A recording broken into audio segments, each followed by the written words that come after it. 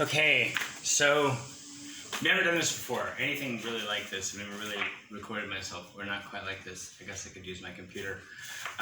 Stephanie, this is Pearl. And I wanted to go through some of the things that we discussed last night so that you will have this. I'm going to pop this on a YouTube link because we'll probably be too long to send via Facebook or email.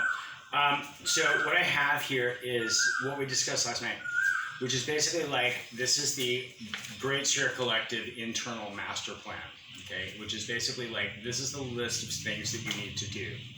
And I'm just gonna take you through this. It's actually probably better this way because it's more, this is more how I talk and more how you would get a sense of what's going on. My first point here really is keep your focus tight. Replicating the model, that can happen, some other day. It doesn't need to happen right away, and what needs to happen first is for you to get your structural order in place so that you have a model to replicate. Right now, what you have is an idea. It's a good idea, and it moves forward, and it happens every day, but it's not a formal structure, so it's not really something that you can pass on yet. I mean, you can say to people, hey, you should start a Facebook group too in your area and do this, this, and this. But until you actually codify a structure and you have some kind of something in place that's actually working for you that say remunerates you or gives you much money to buy food or whatever it is that you need to do to sort of expand this and codify it, that doesn't exist yet. So what you want to do now is, as you now focus primarily on the city of Santa Cruz, and you're getting to know all the players of who provides food and who needs it. This is your intellectual property.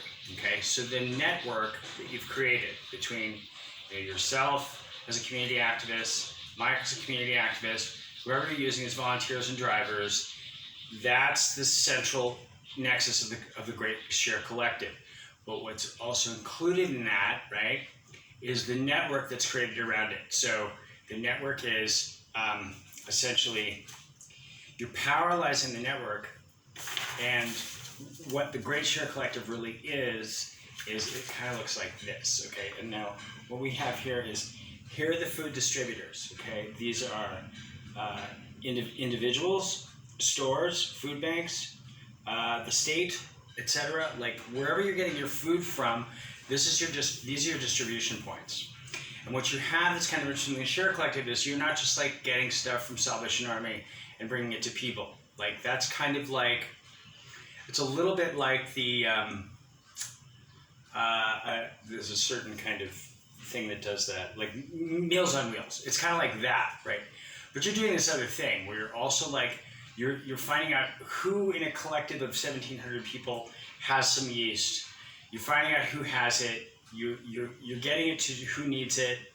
And getting it to is an interesting thing because it's not just a question of distribution of your product isn't just, where it is, you go and get it, you bring it to this other person. It's, hey, this person that wants it, this person over here has it, and then they go get it, right?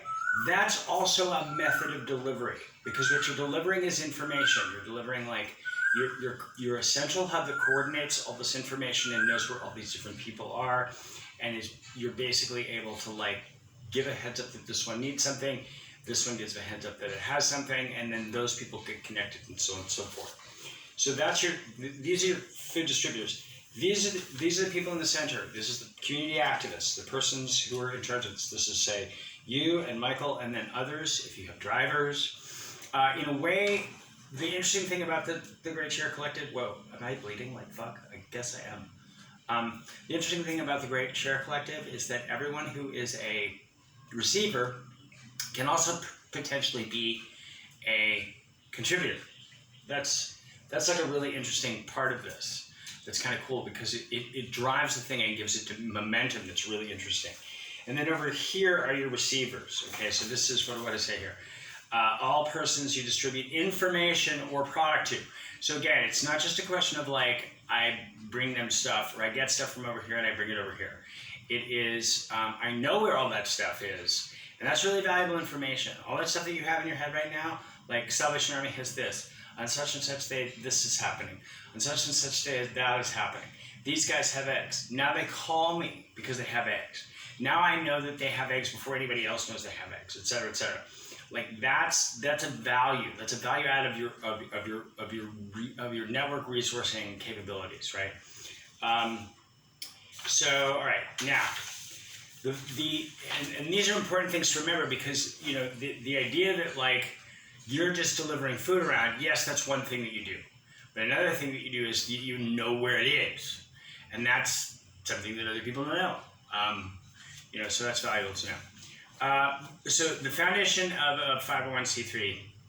So generally, the founder has a role of executive director. That's what that's what the founder is called once the organization gets codified. Central coordinator is also a good title, because the coordination model is a little. I find it's a little more lefty. It's a little more anarcho. The idea is like there's a coordinator for this and a coordinator for that and a coordinator for this and a coordinator for that. That kind of language stuff, I mean, you can play with. Executive director sounds good, but it may be a little too formalized. You know, you can kind of play with that over time. And when you think about like what you might need, when you think about like other coordinators, like, you know, the next thing you might need is someone who does volunteer coordination. Because if your role as founder, or even food coordination, because as your role as founder and executive director, whatever that is, you know, co-coordinator, central coordinator, as that thing builds up, certainly for the incorporation stages, you're going to need to be more like figuring out the business aspects of the organization rather than just the issues of handling food, delivering food, et cetera, et cetera. But in the first year, you'll do all of it. Like, I mean, that's generally the case, that every facet of it will be something that you'll have an involvement with, and at some point you'll have to, you know, kind of go, okay, this set of tasks belongs to a volunteer coordinator. This set of tasks belongs to a driver dispatcher. This set of tasks belong to, but again, these are things that you'll figure out over time. Okay, so all nonprofits have a board of directors for the nonprofit corporation. So a board of directors is not your immediate first step. Like, that is not your immediate first step. You will likely put together an advisory board. An advisory board exists for an entity that is essentially aspiring to be a nonprofit. So an advisory board, generally a quorum, I think a quorum for an advisory board is 5. It may be smaller, it may be 3, which is great. 5 might be good too. It just depends on like, what do you want from an advisory board? And generally speaking, what you want in an advisory board is you want people with contacts. Contacts insofar as how you do the following things. 1, find a fiscal agent, because generally speaking, you will first be umbrellaed under an existing 501c3 until you get your formal incorporation, because incorporation can take 9 months to a year. I mean, it can really take some time. But in the meantime, if you are umbrellaed under an organization known as a fiscal agent, then you are umbrellaed under their 501c3. So what they do is like, if you get a donation, a cash donation or whatever, that donation goes through their books as a separate set of books. So their accountant is dealing with that. Their executive director is overseeing that. That money goes into their account, and then they pay it out to you. And there's a whole process of accounting there that lots of people know, and I certainly don't. But that basically, all that money is kept track of. And so that the fiscal agent, the umbrella organization, isn't pinching your dough, and so that you're not like spending your dough where you're not supposed to be spending it. Because all this stuff with nonprofits is there's a lot of oversight and a lot of regulation in nonprofits, for obvious reasons.